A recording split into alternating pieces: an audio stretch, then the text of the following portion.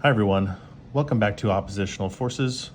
I am Scotty, and today I'm going to be walking you through everyday carry items. I've got a handful of cheap, easy things that you can carry around every day that can help you sometime in the future should you ever come in need. Most people don't leave the house without their wallet, their cell phone, their keys, and that sort of is the extent of what they are concerned about. For the more conscious or safety-minded person, you'll often find a handful of other things with them, either on their immediate person, which we call Tier 1 carry, or in a small bag or purse, fanny pack. That is your Tier 2. And then, of course, anything you keep in a larger bag or in your car would be your Tier 3. And we go over that on the podcast fairly often, so I won't beat a dead horse. I just wanted to give you a visual example now that we're stretching out into the visual media to help you better grasp maybe some of the things that we're talking about, because not everything is always very clearly articulated, especially when it's coming from me. Mr. Frost does a much better job than I do. So let's get started. Here I have just a $20 pair of sunglasses. These are easily replaceable. I am not going to be brokenhearted if I leave these in a cab or an Uber, if these fall off my face when peering over the edge of the Grand Canyon and I can never get them again. It is important that you get something that is polarized with UV protection, because you don't want to fool your eye into thinking that it is darker than it is, opening that iris and allowing a greater amount of UV light in.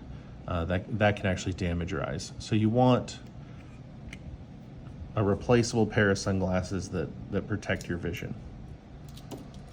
Of course, I've got my keys, but along with my keys, I use a carabiner. This keeps the keys connected to me on a belt loop or an inside pocket D-ring or a D-ring on the outside of my pants or shorts. Of course, because it's me and the nature of my work, I always have at least one handcuff key on me at all times. But this is really great in order to secure any series of different keys on you that you can then remove and hand out as needed, and be able to take care of whatever you need to take care of. And then you can also download it and carry less than you need for that day. On my person, I always have one of these nifty little 550 cord bracelets.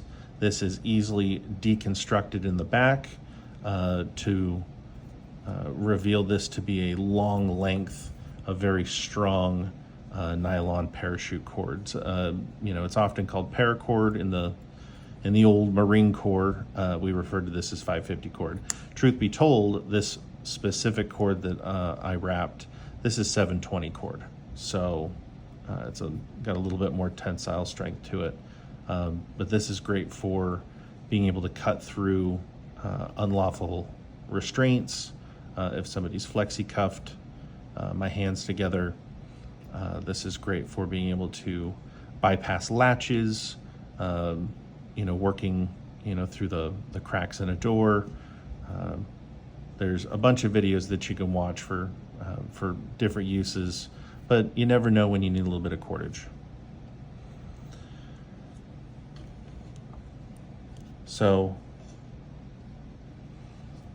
carrying a knife is like carrying any other tool. It depends on your intent, how you use it, and the purpose. So carrying, some cheap blades that you don't mind, damaging when you're opening boxes or letters, packages, if you have to cut you know, something on the fly, you know, scrape something out from somewhere, you know, try to get underneath something, bypass maybe even a lock. You know, you don't want to be carrying, you know, your prized $500 knife on you. It's always good. 2 is 1 and 1 is none, right? So keeping a fixed blade on you, it's easy to access, and keeping, I'm sorry, a folding knife and keeping a fixed blade on you. This one is held by tension. You can adjust that tension on the sides, and having a fixed blade is much better for your self-defense and your folding knife, or what my buddy Kevin Reeve used to call a broken knife, is more of a utility tool than anything else. So I like to secure this, and you may have heard me talk about it on the show, is I use a bit of rubber inner tube from a bicycle, and I use that as I put this around one of my belt loops, and then this helps bridge that distance on the belt loop so that the knife doesn't slide around on the belt loop. This will keep it in one spot. You can push that tension up and it'll keep it there fairly well. So very important to have some sort of self-defense tool and some sort of utility tool on you. You never know when those are going to become necessary. Some other nice options, especially if you're going out at night or if you're working in tight spaces, is a good flashlight.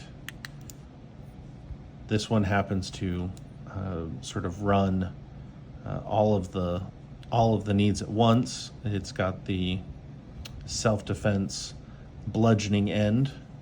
It has different functions and different brightnesses. And then this isn't too dissimilar than like a pen knife. Oh, my battery's going out on this one. It's always good to op check your gear as well. Make sure everything's in fine working order.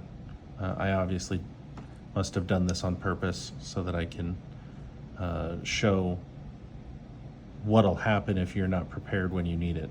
I don't actually carry this one on my person every day. This is in my tier 2 carry, so that's going to get a fresh battery when we're done here. And you know, having something to carry it in works really well, so you're not filling your pockets.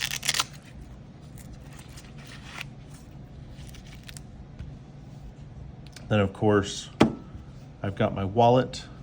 It's got an RFID protective cover to protect all of my you know, my money and my identification, so that somebody's not walking by me and sniffing those codes. It isn't perfect. If you get close enough, you will be able to read these, but unless somebody's sitting there, you know, panning over my cards. It's got a money clip to it, but this is nice low profile, helps me save room to carry all of the other stuff that I consider to be necessary. Speaking of necessary, for me, I always have, like I said from before, at least one, if not many, handcuff keys. I work with handcuffs very often, and so in order to ensure that I don't put anyone into custody, in secure custody, without being able to get them out of that quickly if the need arises, I don't want to be without the immediate need, the immediate tool that would get them free. Now, can I get them free in other ways? Yes, I can, but we'll go through that in another video. Escaping unlawful custody is as easy as carrying a couple of paper clips, barrettes, clasps, which you can work into your hair, your beard, inside your hat, under a Velcro patch, pinned to your clothes, pinned in a pocket. These are the tools that we teach people to use to get out of handcuffs. You can get out of a double locked handcuff with these, and you can shim your way out of a pair of single locked handcuffs with one of these. So food for thought. I will have a video on that shortly. I always have cordage on me, not just the bracelet.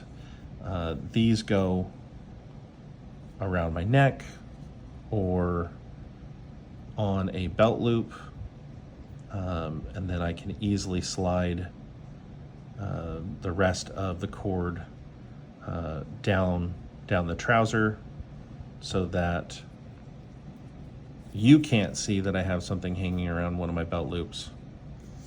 But then in an area that doesn't get patted down nearly well enough, if you were serious about it, I still have handcuff keys, usually around my chest, around my neck, to make sure that I can get to it quickly. These also work great with the right amount of line for setting up small traps or trips. So some food for thought. You can hang a little tool or gem, anything that you want, and then nobody would be the wiser. This is from Covert Instruments. This is a door shimming device. This allows me to work in behind or push in and engage in different ways with different latches in order to get through doors. This one would fit in my little wallet here. I don't put it in there because unless I keep it in the little slide, I'd be marring up my cards. But then the cover gets marred up if I leave it in there. So this usually goes in a breast pocket or in a cargo pocket. Yes, that is exactly how I dress. Lots of pockets, but it makes life easier. This is another option. This is a metal version of the Snyder tool bypass shim.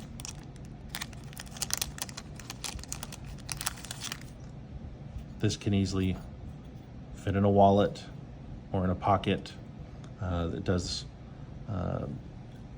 some of the same things as the Covert Instrument tool I just showed you, although the Covert Instrument tool will do a little bit more than this. But for a couple of bucks, you can't argue with having more than one. Okay, and that is the gist of what I carry on a regular basis. And if you have any questions, just leave those questions in the comment section, and I'll be sure to get back to you and maybe let you know, oh, hey, oh, you carry that? Well, have you tried doing this? Or if you've got any suggestions and you want me to start buying more stuff, I'll find a way to carry it. All right, thanks everyone.